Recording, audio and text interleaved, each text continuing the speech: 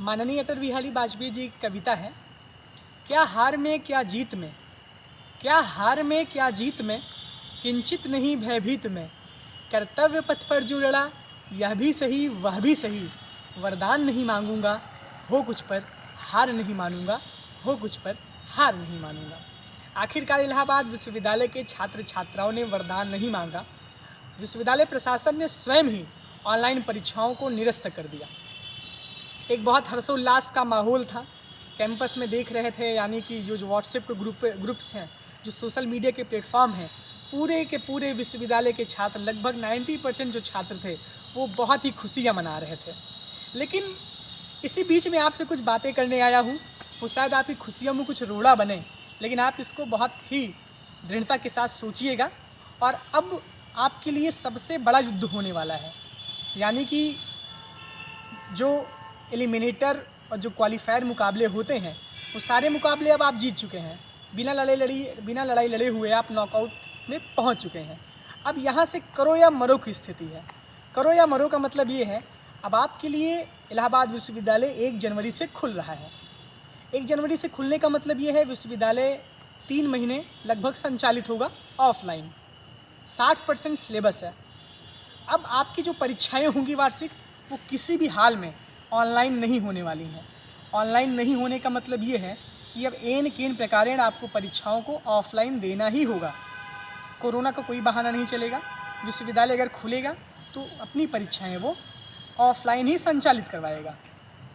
अब आपके लिए चुनौती ये है, आप तो बहुत खुशियाँ मना रहे थे, शायद अगर मासिक परीक्षाएं हो जाती तो बहुत कुछ आपके परफॉर्मेंस में जो इंक्रीजमेंट था वो हो जाता, आप अपनी परफॉर्मेंस को और अच्छी तरीके से सुधार सकते थे।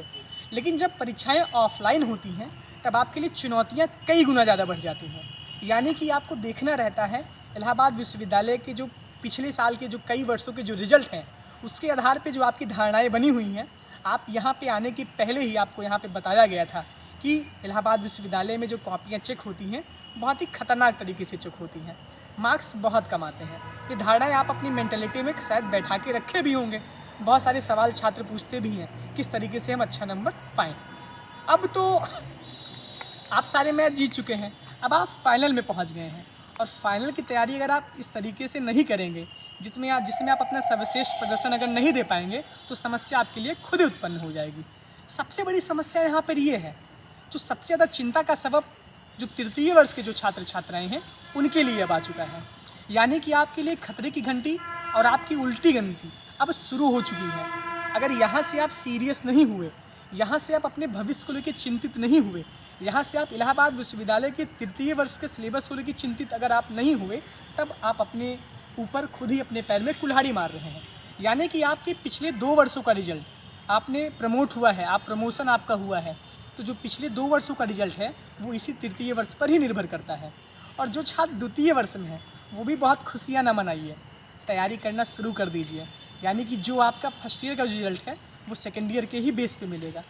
अब सोचिए, यहाँ से अपनी स्ट्रैटेजी में, अपनी मानसिकता में, अपनी रणनीति में आपको बहुत आमूल-चूल परिवर्तन करना होगा। आपकी जो पढ़ने की शैली थी, पिछले 1.5-2 साल में हमने जो पढ़ाई की है, वो सारी की सारी जो पढ़ाइयाँ हैं, वो ऑनलाइन मैंने पढ़ाई की है। यानी कि आप सभी लोग ऑनलाइन पढ़ाई अपनी संचालित किए हैं। तो अपनी पढ़ाई का अब आपको स्तर और बढ़ाना पड़ेगा। अपनी पढ़ाई का जो नज़रिया है, आपकी जो रणनीति है, उसको भी एक तरीके से चेंज करना पड़ेगा।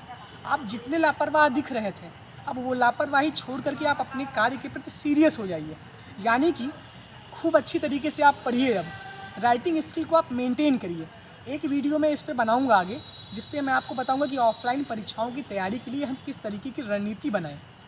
सबसे बड़ी बात यहाँ पर अब और आ रही है, आप लोग सोच नहीं पा रहे हैं कि हमें क्या करना है। अब जब तक ऑनलाइन परीक्षाएं थी, तब तक आप लोग खूब जो है, आपके मन में दिमाग में सवाल उठता था कि ऑनलाइन परीक्षाएं किसी तरीके से कैंसिल हो जाएं। बहुत से छात्र छात्राएँ तैयार भी थे, तैयारी शुरू कर दिए थे। लेकिन एकाएक जो नॉन सीरियसनेस दिखनी चालू हुई, वो यही चालू हुई कि ऑनलाइन परीक्षाओं का जो डर था वो एकदम से ख़त्म हो गया। अब आप अपने वही पुराने ढर्रे पे आ गए, वो पुरानी चीज़ें आप करने लगे, जितनी मस्तीगिरी है सब आप कर रहे हैं। लेकिन भैया ये जानिए, समय आपके पास बिल्कुल नहीं है। समय न रहने का ये मतलब है, 60% सिलेबस में बार बार आपसे कह रहा हूँ, जो चीज़ें मैं बार बार आपको नोटिस कर रहा हूँ, बार बार आपके दिमाग में जो चीज़ें मैं बैठा रहा हूँ, आप उसको ध्यान से सुनिए। 60% सिलेबस ही आपकी परीक्षा में आएगा। आप किसी तरीके से तो उसको तो पढ़ लेंगे, वो आपके अध्यापक भी पढ़ा देंगे, लेकिन 40% पढ़ने की जिम्मेदारियाँ आपकी हैं, क्योंकि पूरा का पूरा भविष्य उसी पे टिका हुआ है। जो चीज़ें आप ग्रेजुएशन में पढ़ते हैं वो सारी चीज़ें सिविल की परीक्षा में आपको आती हैं। वो सारी चीज़ें जब आप एंट्रेंस की परीक्षा बैठेंगे किसी बड़ी परीक्षाओं में, तो आपको वहाँ पढ़नी ही पड़ेंगी। अगर आप अभी उसको नहीं पढ़ेंगे, अभी विश्वविद्यालय शिथिल है, यानी बंद है 30 दिसंबर तक। आप एक काम ये करिए, थोड़ा सा 1-1 घंटे का समय निकाल करके जो अलग से आपका सिलेबस है, आप उसको भी कवर करते रहिए। अच्छा नंबर पाना ही हमारा उद्देश्य नहीं होना चाहिए। हमारा उद्देश्य ज्ञान अर्जित करना होना चाहिए, और ऐसा सटीक ज्ञान अर्जित होना चाहिए कि जिससे हमको आगे लाभ मिल सके। मैं बार बार कह रहा हूँ कि 40% सिलेबस आपका कोई नहीं पूरा करवाएगा। ये आपकी नैतिक जिम्मेदारी बनती है कि आप उसको पूरा करिए। विश्वविद्यालय क्या है, वो तो अपनी सुविधा के लिए सिलेबस को काट ही देगा। आप कहेंगे आपका 40% में परीक्षा करवा देंगे। ये सब बहानेबाजी करने से कोई मतलब नहीं निकलेगा, और बाद में निष्कर्ष यही आएगा कि हम अपने आप को खुद ही कोसेंगे, हम अपने आप पे खुद ही चिंता का सबब बनेंगे, और बाद में हम विचार करेंगे, तब समय चला जाया रहेगा, तब और आपको आगे बढ़ना होगा। और समय जैसे बीतता चला जाता है, तो दोबारा समय वापस नहीं आता। इस वजह से जो आपसे आज बात हम करने आए हैं कि थोड़ा सा सीरियस हो जाइए, थोड़ा सा अपने अंदर कंटिन्यूटी बनाइए, राइटिंग स्किल को अच्छी तरीके से मजबूत करिए, और अब किताबों को पढ़ना शुरू कर दीजिए। हवाई लिखने से काम नहीं चलेगा। ऑनलाइन में आप किस तरीके से परीक्षा देते हैं ये हम भी जान रहे हैं, आप भी जान रहे हैं, हमने भी दिया है, आपने भी दिया है। तो इस तरह से आप लोग अब सीरियस होकर पढ़ाई करिए। बहुत कुछ जिम्मेदारियाँ अब आपके कंधों पर आ गई हैं, और यहाँ से एक नया टास्क है, एक नई चुनौती है। इसको एक युद्ध की तरीके से लीजिए, और युद्ध में जब तक सेनापति के सारे अस्त्र और शस्त्र मजबूत नहीं रहते, तब तक वो युद्ध नहीं जीत सकता। और नेपोलियन बोनापार्ट ये कहता है, दुनिया की बड़ी से बड़ी लड़ाइयाँ सेनापति के तंबू में जीती जाती हैं, ना कि मैदान में। इलाहाबाद विश्वविद्यालय अगर नहीं खुल रहा है, आप अपने घर पे रह के पढ़ाई करिए, आप अपने तंबू में रह के पढ़ाई करिए, आप युद्ध वहीं से जीतेंगे। मेहनत इतनी खामोशी से करो कि सफलता शोर मचा दे, और आपको सफल होना है, आपको सबसे सर्वश्रेष्ठ स्थान पर पहुँचना है। इस तरीके से आज की वीडियो को मैं ही समाप्त करता हूँ। बहुत बहुत धन्यवाद आपका, बहुत बहुत आभार। थोड़ा सा आपके अंदर जो पोटेंशियल है उसको जगाने का मैं काम कर रहा हूँ। थोड़ा जो आप अभी सुसुप्त अवस्था में हैं उसको मैं जागृत अवस्था में करने का प्रयास कर रहा हूँ। बहुत बहुत धन्यवाद, बहुत बहुत आभार। Thank you.